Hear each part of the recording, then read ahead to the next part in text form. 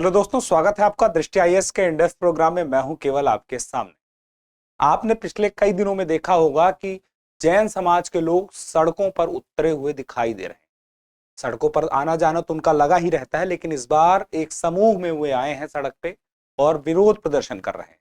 आखिर कौन सी बात है जिस वजह से वो विरोध प्रदर्शन कर रहे हैं? एक ऐसा समाज, एक ऐसा धर्म जो कि अहिंसा की बात करता है, जो कि ऊंची आवाज में ना तो बात करता है, ना तो शोर पे विश्वास करता है, ना तो मार धाड़ पे, ना किसी प्रकार की हिंसा पे, ना लड़ाई पे। वह क्यों विरोध प्रदर्शन करने उतरा है? जरूर कोई बड़ी बात होगी, तभी इतना शांति प्रिय समाज विरोध प्रदर्शन कर रहा है, अपनी आवाज सड़क के माध्यम से संसद तक पहुंचाने का प्रयास कर रहा है।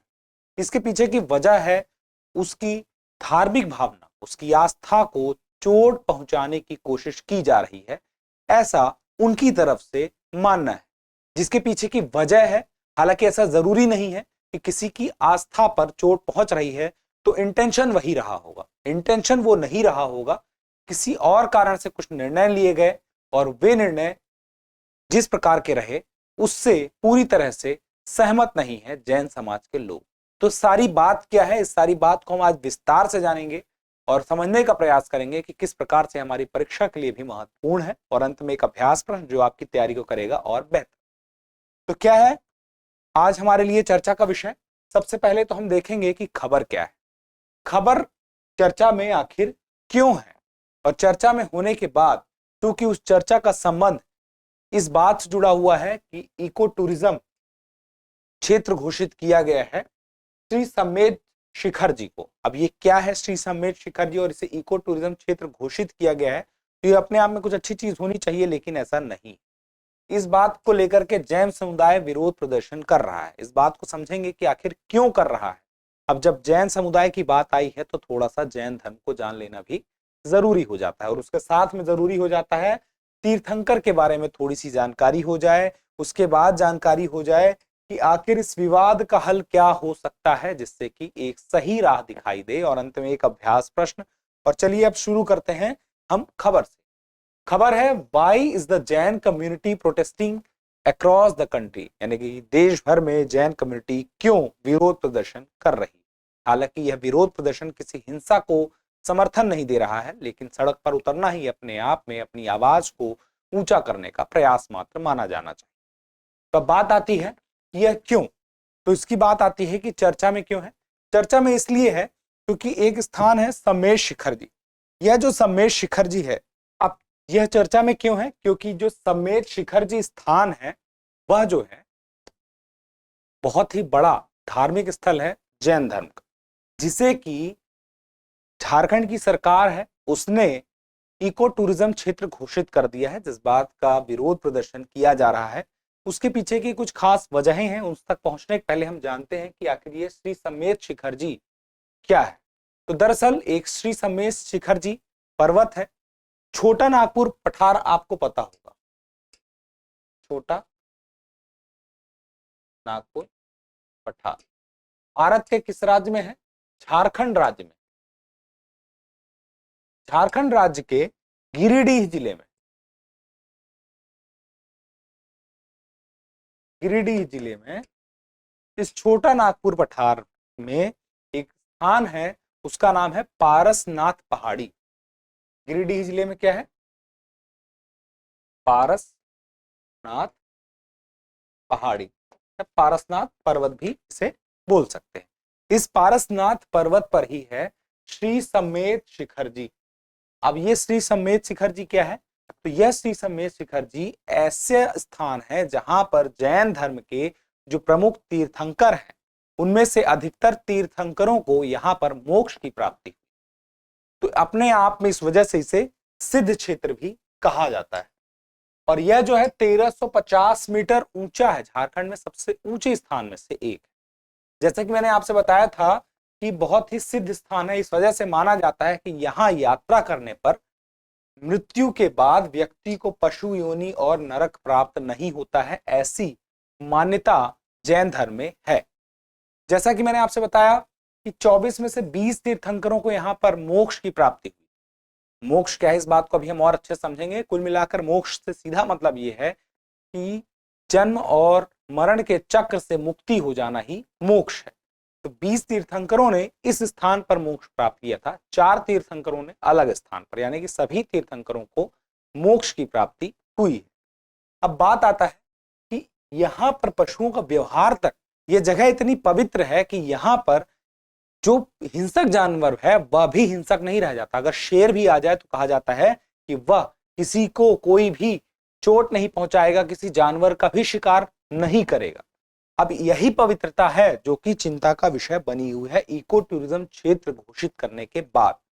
क्यों बनी हुई है? देखिए, इको टूरिज्म अपने आप में एक अच्छा नाम है, अच्छी पहचान है, क्योंकि जैसे ही किसी क्षेत्र को इको टूरिज्म क्षेत्र घोषित किया जाता है, सरकार के द्वारा वहां पर अच्छी व्यवस्था बनाई जाती है, वहां निवेश आता है, वहां पर पर्यटन के लिए अच्छा खासा इंफ्रास्ट्रक्चर डेवलप होता है, इससे वहां के लोगों की आमदनी भी बढ़ती है।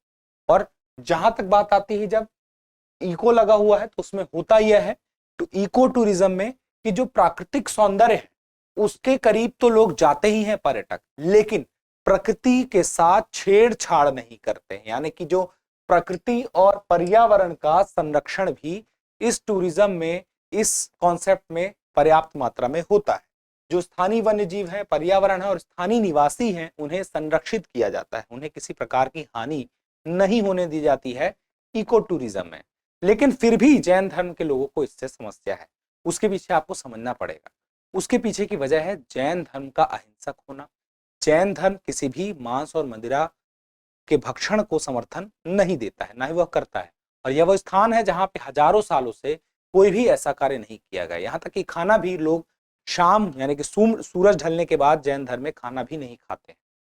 तो ऐसी बातों को ध्यान में रखा जाए तो अब ये देखा जाए कि जब यहाँ पर पर्यटक आएंगे तो पर्यटक आएंगे तो रात को भी रुकेंगे, उनका खान पान भी कुछ ऐसा होगा जिसमें मांस और मदिरा भी हो सकती है। पर्यटन क्षेत्र में जब वो रुकते हैं तो कुछ भी कर सकते हैं खान पान में अपने, और उन्हें रोकना भी मुश्किल हो जाएगा। तो ऐसी परिस्थिति में जैन धर्म, जो कि बहुत ही पवित्र धर्म है इस लिहाज से कि वहां पर मांस मदिरा का भक्षण नहीं होता है, शाम को सूरज ढलने के बाद फिर रात का खाना नहीं होता है, तो फिर ऐसी स्थिति में वहां पे आने वाले पर्यटकों को रोकना मुश्किल होगा। यहाँ की पवित्रता उनकी नजर में फिर बची नहीं रह जाएगी। ऐसे में मोक्ष प्राप्ति का जो उनका प्रमुख स्थल है, विश्व में सबसे प्रमुख स्थल में से एक है, वह स्थल अपवित्र हो जाएगा। तो सीधी सी बात है, उनकी धार्मिक भावना को चोट पहुंचेगी। इसी बात से वे काफी परेशान है और इस बात से उनका यही कहना है कि देखिए, ऐसा है कि इसे जैन तीर्थ स्थल घोषित कर दिया जाए, क्योंकि अगर इसे जैन तीर्थ स्थल घोषित कर देते हैं तो जिस प्रकार से वैष्णो देवी में और उसके साथ ही वाराणसी में संरक्षण प्राप्त होता है तीर्थ स्थल को, जिससे कि वहां पर उसकी पवित्रता बनी रहती, उस जगह की कुछ खास नियम वहां लग जाते हैं, वो यहाँ पर भी बने रहे। अब इसी में बात आती है कि आखिर ये जैन समुदाय जो विरोध प्रदर्शन कर रहा है, यह अचानक से कर रहा है कि नहीं। देखिए, बात को समझना पड़ेगा। फरवरी 2019 में एक झारखंड सरकार की, उस वक्त बीजेपी की सरकार थी, एक नोटिफिकेशन आता है। उस नोटिफिकेशन में यह बात कही जाती है कि अंतरराष्ट्रीय पर्यटन क्षेत्र घोषित करने का प्लान बनाया जा रहा है। इसी बात को ध्यान में रखते हुए अगस्त 2019 में इस क्षेत्र को इको सेंसिटिव क्षेत्र घोषित कर दिया जाता है राज्य सरकार के द्वारा। अभी इको सेंसिटिव क्षेत्र घोषित करने से होता क्या है कि किसी भी प्रकार की अवैध माइनिंग, पेड़ की कटाई, ये सारे कार्य नहीं होंगे। ये अपने आप में अच्छी बात। लेकिन उसके बाद सरकार बदलती है, लेकिन वही नोटिफिकेशन को आगे बढ़ा दिया जाता है और उसके बाद 2022 को इको टूरिस्ट स्पॉट यहाँ पर बना दिया जाता है, घोषित कर दिया जाता है। और उसी के साथ ही विवाद शुरू होता है। चिंता जाहिर की जाने लगती है कि आगे चल के यह जगह पवित्र नहीं रह जाएगी, जिस तरह की पवित्रता की कल्पना जैन धर्म के लोग हमेशा के लिए इस क्षेत्र को लेकर करते रहे। साथ में कुछ समय पहले, अभी हाल ही में गुजरात के पालिताना में, इस जगह में क्या होता है कि एक जैन मंदिर में तोड़फोड़ की जाती है, जिस वजह से भी जैन धर्म के काफी लोगों में आक्रोश आता है। इन सब बातों को ध्यान में रखते हुए जैन धर्म के लोग धरना प्रदर्शन कर रहे हैं। तो चिंता की बात यहाँ पर यही है, जैसे ही टूरिस्ट आएंगे पारसनाथ की पहाड़ी में, उस पारसनाथ की पहाड़ी में खान पान, रहन सहन, जिस तरह से वो अपना नया तैयार करेंगे, उससे माहौल बिगड़ेगा, जो कि चिंता का विषय है जैन धर्म के लोगों के लिए। अब बात आती है कि इसे मोक्ष का स्थान कहा गया है। क्यों? क्योंकि 24 में से 20 तीर्थंकर, इसकी पवित्रता को अगर हम देखें तो क्यों इसे इतना पवित्र और मोक्ष प्राप्ति का स्थान माना जाता है? क्योंकि 24 में से 20 तीर्थंकर यहीं पर मोक्ष प्राप्त किए हैं। 4 तीर्थंकर ऐसे हैं जो कि यहाँ पर मोक्ष प्राप्त नहीं किए हैं, जिनकी जानकारी यहाँ पर है। तो इस प्रकार से जैन धर्म के 24 तीर्थंकरों की जानकारी आपको रहेगी। मोक्ष का मतलब मैंने आपको बताया था, जन्म मरण के चक्र से मुक्ति। तो ऐसा माना जाता है कि तीन तीर्थंकरों के द्वारा दिए गए ज्ञान को मन में रखकर जो इस पारसनाथ की पहाड़ी के शिखर जी में यात्रा करता है, उस यात्रा से उससे क्या लाभ होता है? उससे लाभ होता है कि वह मोक्ष तक को प्राप्त कर सकता है। मोक्ष तक को प्राप्त कर सकता है मतलब यह हुआ कि जन्म और मरण के चक्र से मुक्त हो जाएगा। आपको पता होगा कि पारसनाथ पहाड़ी में यह स्थान है। कौन सा स्थान है? पारसनाथ पहाड़ी में कौन सा स्थान है? सम्मेद शिखर जी। और पारसनाथ पहाड़ी क्यों कहा जाता है? क्योंकि जो पार्श्वनाथ थे, 23वें तीर्थंकर पार्श्वनाथ,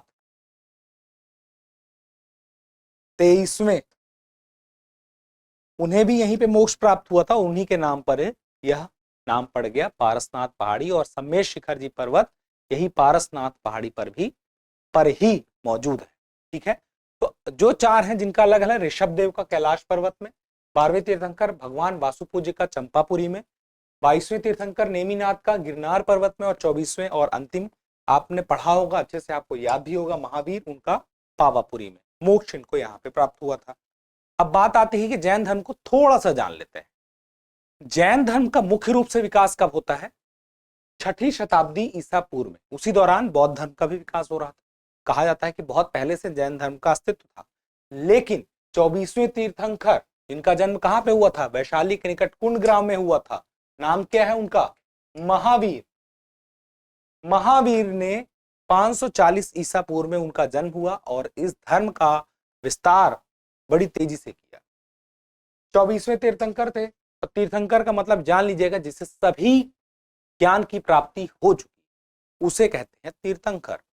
साथ ही इन्हें क्या कहा जाता है? जो जैन शब्द बना है उसी से एक शब्द बनता है जिन या जैन। जिन का मतलब क्या होता है? विजेता। तो ये क्या है? विजेता है, सभी ज्ञान की प्राप्ति हो चुकी। प्रथम तीर्थंकर का नाम भी याद रखिएगा, ऋषभनाथ है। इस धर्म में एक मुख्य बात यह है कि आत्मा के पुनर्जन्म में ये विश्वास करते हैं।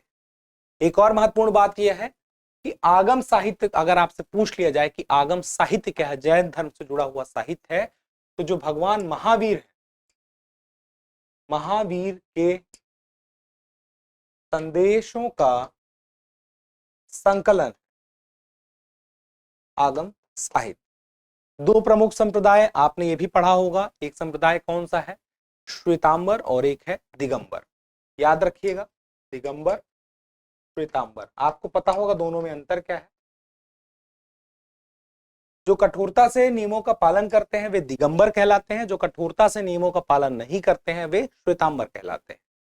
24वें तीर्थंकर जो भगवान महावीर हैं, उनका जन्म जैसे कि मैंने आपसे क्या बताया, 540 ईसा पूर्व के दौरान हुआ था। अगली बात आती है कि इसमें एक स्यादवाद का सिद्धांत भी है जो कि जैन धर्म से जुड़ा हुआ है, उसे आपको जानना है। स्यादवाद का सिद्धांत क्या होता है? स्यादवाद का सिद्धांत यह होता है जो कहता है कि जो ज्ञान है वह सापेक्ष है, निरपेक्ष नहीं। यानी कि हर बात के आगे, जैसे कोई ये कहे जहां तक मैं समझता हूं, मेरा मानना है, यानी मेरे ख्याल से, यानी कि हो सकता है कि उस बात के पीछे कुछ और भी सत्य हो, उस बात के पीछे कोई और सत्य हो, लेकिन मुझे ना पता हो, इस बात का ध्यान है। यानी कि निरपेक्ष अगर होता तो यह हो जाता कि बिल्कुल और कोई सत्य है ही नहीं, लेकिन सापेक्ष में यह बात जुड़ी रहती है कि कुछ और भी सत्य हो सकता है, लेकिन मेरी जानकारी में नहीं है, इसलिए मेरा मानना है कि। यह उदाहरण किस बात का है? स्यादवाद का है। यह स्यादवाद का संबंध किससे है? जैन धर्म से।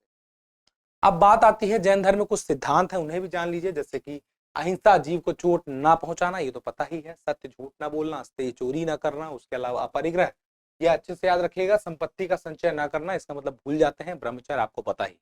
ये 5 है सिद्धांत। मोक्ष प्राप्ति के लिए जो 3 रत्न भी है, मोक्ष प्राप्ति के 3 रत्न क्या है? सम्यक दर्शन, सम्यक ज्ञान, सम्यक आचरण। ये त्रिरत्न कहलाते हैं।